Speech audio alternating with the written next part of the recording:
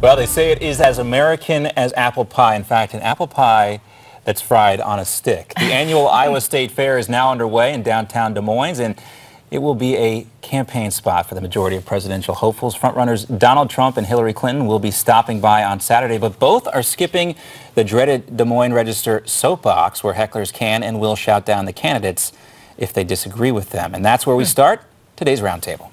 And today we want to welcome in Rick Ungar, senior political contributor at Forbes.com and host of the Daily Wrap, seen right here on Newsmax TV, and Ford O'Connell, Republican strategist and chairman of the Civic Forum PAC. Thanks for joining us, guys. Good to have you. Hey. All right, guys, Thanks for having us. Well, I love a good fair, and this Iowa State Fair has been the birthplace of some of the most memorable moments from campaigns past. Let's take a look back. You all, of course, saw the magazine cover where everybody was saying, oh, that was mean. Well, this is Michelle Bachmann eating a corn dog. Texas State Fair is bigger. It's bigger? Can you define bigger? Well, square footage, people, longer, lasts longer. It's just but this is a great state fair. I mean, I'm back to this state fair 2 years in a row. The year might be a lot. We shook Barack Obama's hand and he won. So hey. Well, I think we can all use a little luck. Yeah. That's not the way. Corporations are people, my friend. Hey, everybody, who's over 21, you got to buy a beer. All right? You guys got to get a beer. Let me see how much I got in my wallet. It is ice cold and tasty. It's delicious. And it's going to go well with my pork chop. Well, beer does go great with pork chops, whether it's President Barack Obama, then candidate Barack Obama, encouraging everyone to binge drink, or Rick Perry trying to make comparisons to the Texas State Fair, Mitt Romney's corporations are people, for my friend comment. There's always lots of good memories that come out of the Iowa State Fair during the presidential election cycle. Now, Ford, if you were going to get an opportunity to shout down one of the candidates, whether it's Trump or Hillary, on the Des Moines Register soapbox, we're not going to get this opportunity, but what would you say to them? I would actually ask Trump if he has the temperament to be president. And as for Hillary, how are you going to be honest and trustworthy when everything you say 3 weeks later turns out to be a lie? I mean, they both have a lot of questions to answer for, and luckily they're leading in the polls and they don't have to take to the soapbox. Well, I don't know if it'll hurt them down the road, but, well, go ahead, Rick. What do you think? Well, actually, I don't think I'd be able to ask them anything because I'd have my mouth filled with deep-fried apple pie on a stick. Or deep-fried butter, deep-fried Oreos. Salivating after he said that. Well, we've got some other... let me say something. As somebody who's been with candidates at the Iowa State Fair, stick to the pork chop on a stick. Let me be honest with you. That's the tried one you can go to, and frankly, you won't get in any trouble with the media there in Iowa. Good advice. Good advice. Now, we can count on you for. Well, you've been there, Ford, but you think this would be a simple thing for the candidates to do, but NPR points out, of course, that's not always the case. We played some of the highlights before, but they also talk about Fred Thompson, who wore Gucci loafers to the fair. That's a big faux pas. And Mitt Romney's experience cooking a pork chop and then dropping the pork chop on the ground and then trying to put it right back on the grill, to the horror of the Iowa Fair attendees. And we heard that compilation earlier. Now, Ford, if you think this, we know Hillary and Trump are not going to be on the soapbox, but who do you think has the greatest chance of some sort of faux pas at this year's Iowa State Fair? Well, this is pure face-to-face campaigning, and over 1 million people are going to be there, and you're being judged on everything from how you breathe to how you eat the pork chop. Let me say this, though. It's not just who can make the biggest faux pas. The question is who all eyes are on. And frankly, for folks like Ben Carson, Bernie Sanders, and Carly Fiorina, they really have to push through here and hope that they hit a home run in Iowa. I mean, anyone can make a mistake. Trust me, it's been done by the most successful and experienced campaigners and by actually newbies. So anyone can do that. Well, screw this up. Rick, I would argue that Scott Walker has the most in the line here. We saw that new CNN ORC poll yesterday. He's failing in Iowa. Ben Carson shot up the top. Donald Trump's still at the top. But he's kind of got everything riding on Iowa, a neighboring state to Wisconsin. Would you agree that if Scott Walker does not win the Iowa primary, or the Iowa caucus, I should say, he's done? Well, he was going to be my choice for who's in line to make the largest faux pas. He does. You've got it absolutely right. He has the most to lose by a long shot. He was leading all the way. Suddenly, he's dropped to third. If he loses the Iowa, I don't know that it's the end of him. I think what happens is he goes to New Hampshire. I don't think anybody expects him to do particularly well there. And then he heads down south.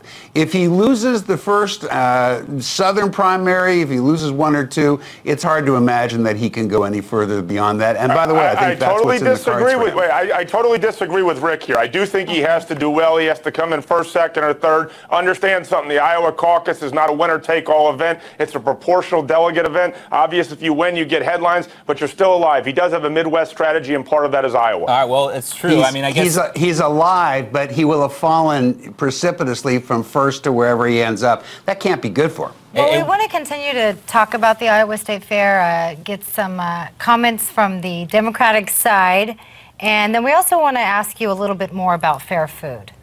How's that sound? We'll see. Good to me. We'll see.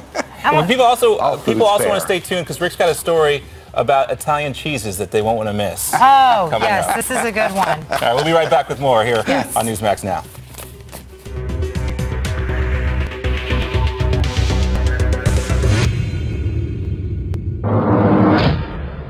And we welcome you back to our roundtable discussion. We're going to call an audible. We were going to talk a little bit more about the Iowa State Fair, but Miranda and I both had some corn dogs during the commercial break, and we lost our appetite. Wow. So I think we're just going to go ahead and move on. Back with us, Ford O'Connell, Rick Ungar from the Daily Wrap. Let's talk about something else, guys. There is a lot of discontent right now with voters here in the United States. The Washington Post, in fact, has an op-ed questioning whether or not the United States is not headed for a three-party system, but for a four-party system. The writer says there are a couple of good reasons as to why. First, the country's current political malaise and voter frustration. Second, the current presidential campaign, which he says has been more about internal party struggles among both parties. Ford, do you see this happening? Is this just good fodder for a discussion here, or is there potential for a fission in both major political parties? Well, I think this is more fodder for good discussion. It's still going to be a two-party system, but the one thing that Charles Lane, the writer of this article, did point out is that there are actually two fights going on here.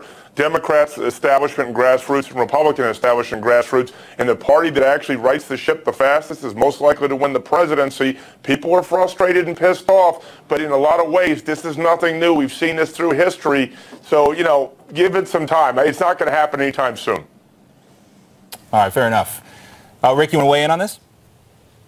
Yeah, I actually agree with what Ford said about the fights going on in both parties. People don't realize that there's as much grief in the Democratic Party as there is in the Republican. I would love to see it happen. I really would. I think that the system has been so badly rigged that it makes it really hard to get the kind of leadership that we need. I'd love to see more political parties.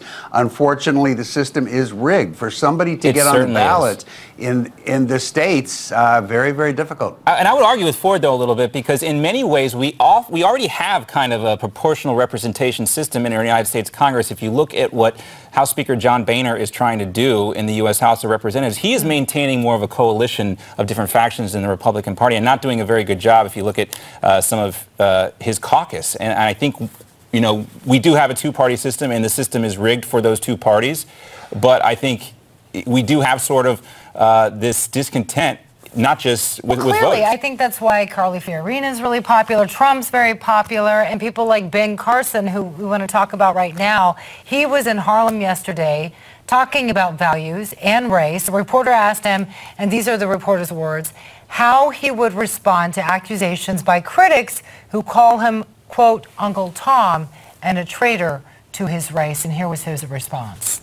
I say they need to actually listen, not only to what I'm saying, but look at my life and look at what's been done. It is things that are done that elevate people, not things that depress people and make them dependent.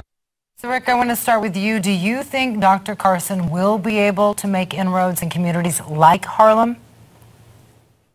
I don't know if he will, but it won't be because he's an Uncle Tom. I find that kind of accusation absolutely despicable. I may not agree with the man politically, but I have to tell you, I have many black conservative friends. They are not Uncle Toms. They're people who can think for themselves, and they've decided on the values that they believe in, and they follow the political path that they think is right for the country. I don't agree much with Dr. Carson. I don't think he's the right man to be president, but that doesn't make him anything less of a fine man. He's a really good guy and a very, very bright guy.